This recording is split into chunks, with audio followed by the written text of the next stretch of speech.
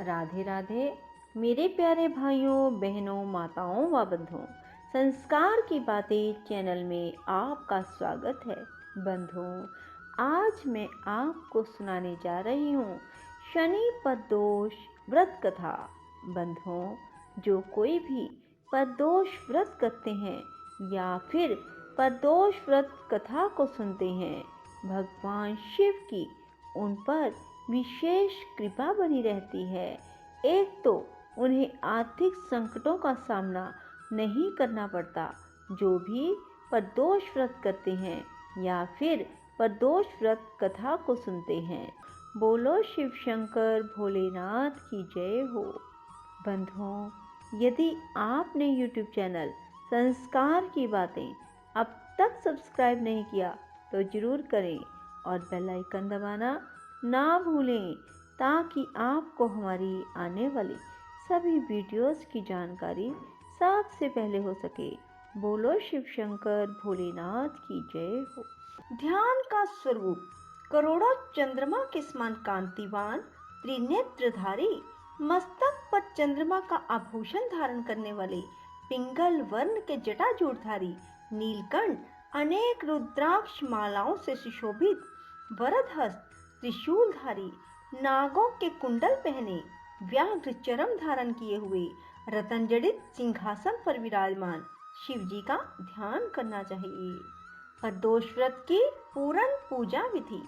प्रदोषारण्य मुखम के अनुसार शाम के समय और रात्रि आने के पूर्व दोनों के बीच का जो समय है उसे प्रदोष कहते हैं।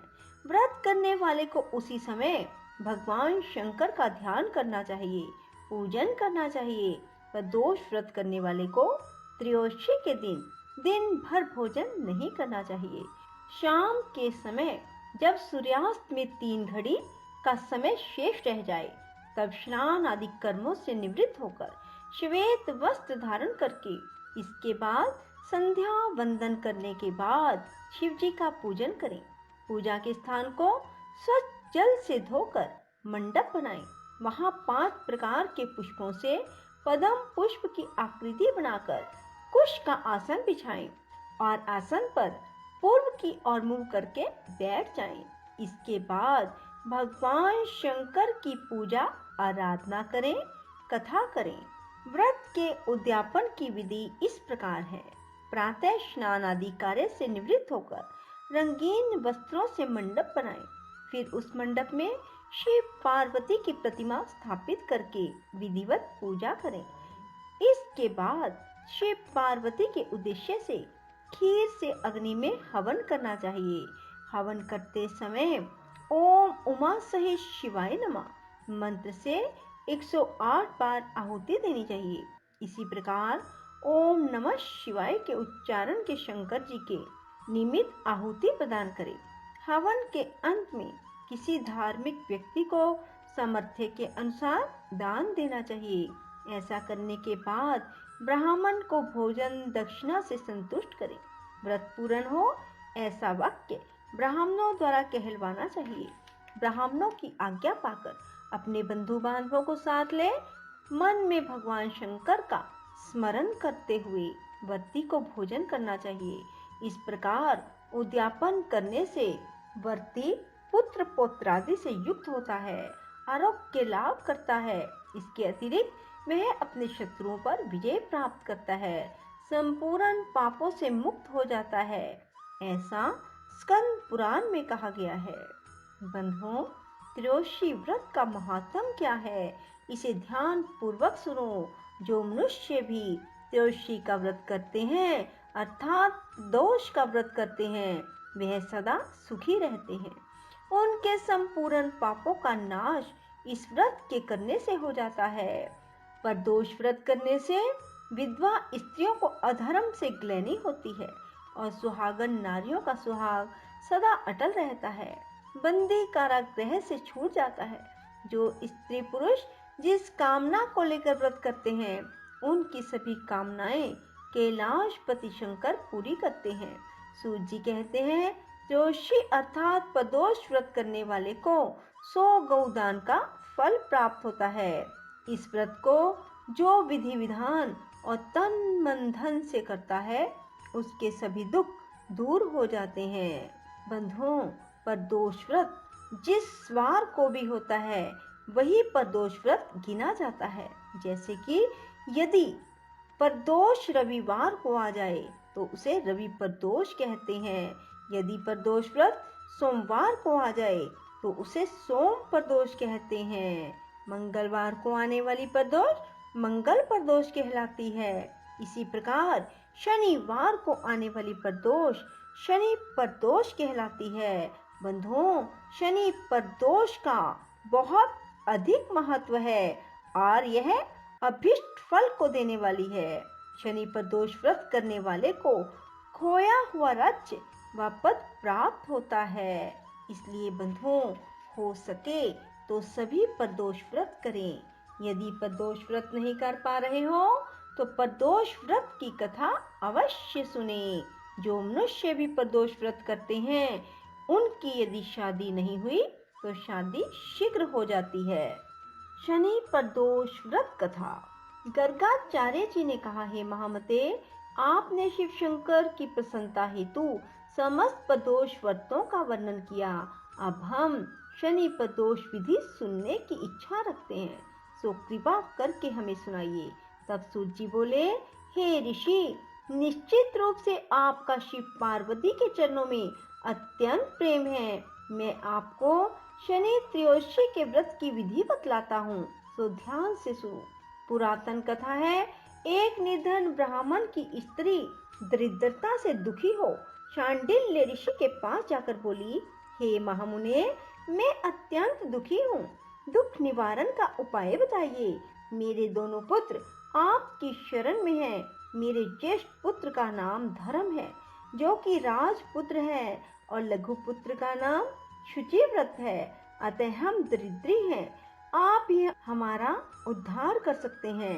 इतनी बात सुन ऋषि ने शनि प्रदोष व्रत करने के लिए कहा। तीनों प्राणी प्रदोष व्रत करने लगे। कुछ समय के बाद प्रदोष व्रत आया। तब तीनों ने व्रत का संकल्प लिया। छोटा लड़का, जिसका नाम शुचिव्रत था, एक तालाब पर स्नान करने को गया। उसे मार्ग में स्वर्ण कलश धन से भरपूर मिला। उसको लेकर वह घर आया। प्रसन्न हो माता से कहा कि माँ, यह धन मार्ग से प्राप्त हुआ है। माता ने धन देखकर शिव महिमा का वर्णन किया। राजपुत्र को अपने पास बुलाकर बोली, देखो पुत्र, यह धन हमें शिव जी की कृपा से प्राप्त हुआ है। अतः प्रसाद के रूप में दोनों पुत्र आधा आधा बांट लो। माता का वचन सुन राजपुत्र ने शिव पार्वती का ध्यान किया और बोला, पूज्य माँ, यह धन आपके पुत्र का है, मैं इसका अधिकारी नहीं हूँ। मुझे शंकर भगवान और माता पार्वती जब देंगे तभी लूंगा। इतना कहकर वह राजपुत्र शंकर जी की पूजा में लग गया। एक दिन दोनों भाइयों का परदेश भ्रमण का विचार हुआ। वहां उन्होंने अनेक गंधर्व कन्याओं की पीड़ा करते हुए देखा। उन्हें देख शुचिव्रत ने कहा, भैया, अब हमें इससे आगे नहीं जाना। इतना कह शुचिव्रत उसी स्थान पर बैठ गया, परंतु राजपुत्र अकेला ही स्त्रियों के बीच में जा पहुंचा। वहां एक स्त्री अति सुंदरी राजकुमार को देखकर मोहित हो गई। राजपुत्र के पास पहुंचकर कहने लगी, हे सखियों, इस वन के समीप ही जो दूसरा वन है, तुम वहां जाकर देखो। भांति भांति के पुष्प खिले हैं, वहां सुहावना समय है, उसकी शोभा देख कर आओ। मैं यहाँ बैठी हूँ, मेरे पैर में बहुत पीड़ा है। ये सुन सब सखियां दूसरे वन में चली गई। वह अकेली सुंदर राजकुमार की ओर देखती रही। इधर राजकुमार भी कामुक दृष्टि से निहारने लगा। युवती बोली, आप कहाँ जा रहे हैं? वन में कैसे पधारे? किस राजा के पुत्र हैं? क्या नाम है? राजकुमार बोला, मैं विदर्भ नरेश का पुत्र हूँ, आप अपना परिचय दें।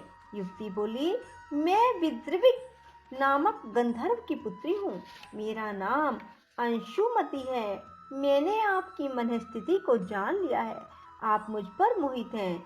विधाता ने हमारा तुम्हारा संयोग मिलाया है। युवती ने मोतियों का हार राजकुमार के गले में डाल दिया। राजकुमार हार स्वीकार करते हुए बोला, हे भद्रे, मैंने आपका प्रेम उपहार स्वीकार कर लिया, परंतु मैं निर्धन हूँ। राजकुमार के इन वचनों को सुनकर गंधर्व कन्या बोली, मैं जैसा कह चुकी हूँ वैसा ही करूंगी, अब आप अपने घर जाएं। इतना कहकर वह गंधर्व कन्या सखियों से जा मिली। घर जाकर राजकुमार ने शुचिव्रत को सारा वृतांत कह सुनाया। अब तीसरा दिन आया। वह राजपुत्र शुचिव्रत को लेकर उसी वन में जा पहुंचा। वहीं गंधर्व राज अपनी कन्या को लेकर आ पहुंचा। इन दोनों राजकुमारों को देख आसन दे कहा, मैं कैलाश पर गया था। वहां शंकर जी ने मुझसे कहा कि धर्मगुप्त नाम का राजपुत्र है, जो इस समय राज्य विहीन निर्धन है, मेरा परम भगत है। हे गंधर्वराज, तुम उसकी सहायता करो। मैं महादेव जी की आज्ञा से इस कन्या को आपके पास लाया हूँ, आप इसका निर्वाह करें। मैं आपकी सहायता कर आपको राजगद्दी पर बिठा दूंगा। इस प्रकार गंधर्व राज ने कन्या का विधिवत विवाह कर दिया। विशेष धन और सुंदर गंधर्व कन्या को पाकर राजपुत्र अति प्रसन्न हुआ। भगवत कृपा से समय उपरांत अपने शत्रुओं को दमन करके अपने राज्य का सुख भोगने लगा। बोलो शिव शंकर भोलेनाथ की जय हो। राधे राधे, जय श्री कृष्णा। बंधुओं, यदि आपको हमारी वीडियो पसंद आए तो इसे लाइक करें और शेयर भी जरूर करें। धन्यवाद।